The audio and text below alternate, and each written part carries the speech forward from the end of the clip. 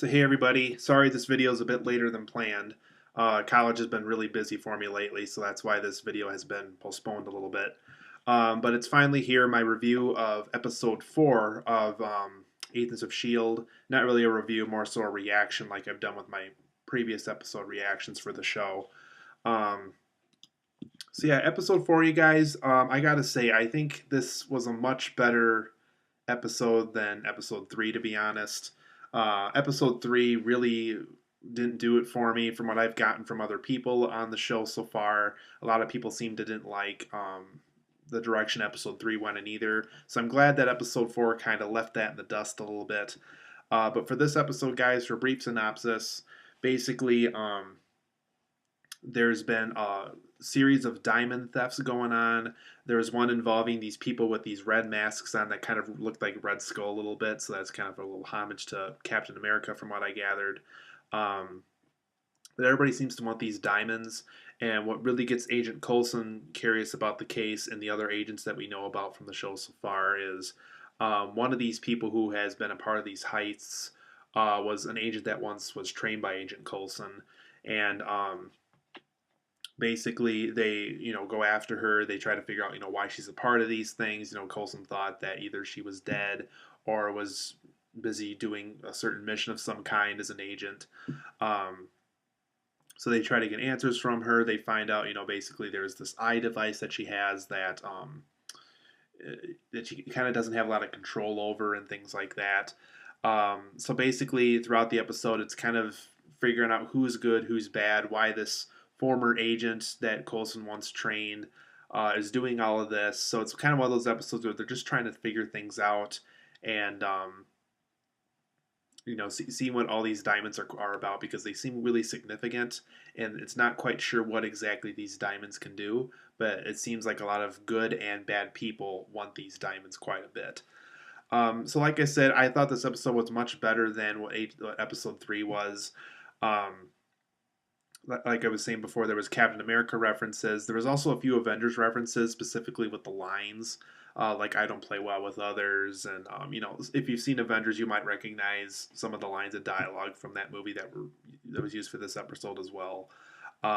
Certain environments also kind of reminded me of Avengers. Like when they were aboard the with the Shields jet thing that was in the sky that could turn invisible and things like that. Um, I liked the whole Diamond Thief story direction that they went with in this one. Definitely an interesting approach to an Agents of S.H.I.E.L.D. episode. Definitely much different than what we've gotten so far with the series.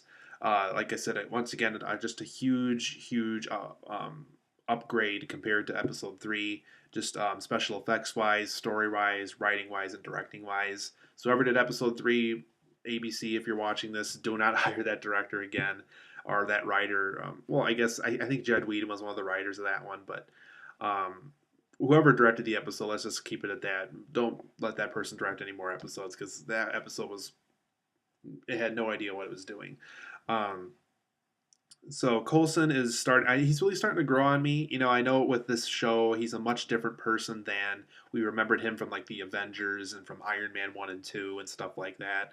Um, but I gotta say, he's really starting to grow on me. I mean, this episode almost kind of changed my mind about the new direction with the character, and he just seems more experienced now. Like, I actually like how, I don't know, this episode kind of did it for me. He just kind of he was treated in a way in this episode that really got me interested in him more. So I guess the direction they're taking Coulson now, I kind of like. I guess it's a direction I'm starting to like now rather than disapprove of. I also thought this episode had good writing and directing. Um, just like I said, much better than episode 3. I guess that was the most thankful thing I had about this episode. It's just a lot better than episode 3. Episode 3 really didn't do it for me. I really thought I was going to lose hope in the series based off that episode alone. But episode 4 saved my thoughts on that, and it got me back into the interest in the series again. It really gave me hope that future episodes will be good. And based off what I know about episode 5 for next week, it sounds like this show is getting back on track again. Hopefully, they're going to hire some better TV directors and things like that. Um, for some negatives, you guys, I still don't think this episode's quite as good as episodes 1 and 2. Those episodes really did do something for me, and I don't think this episode quite made it there. But like I said, just a huge upgrade from episode three.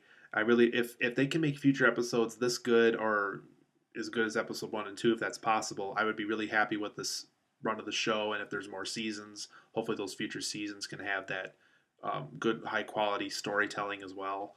Um, there was some occasional like unrealistic action results, like people being tipped from a car, and people being slammed against the wall and stuff, and they walk away completely unscratched, completely with no blood on their bodies or anything. And I don't know, this episode was kind of guilty of that. It's just like they went from commercial break and hoped that you forgot, so by the time they went back, like, oh well, we're not harmed from that accident that we were just in and stuff like that. So some of that stuff kind of turned me off a little bit. It's just like, oh, okay, that was just kind of cheap.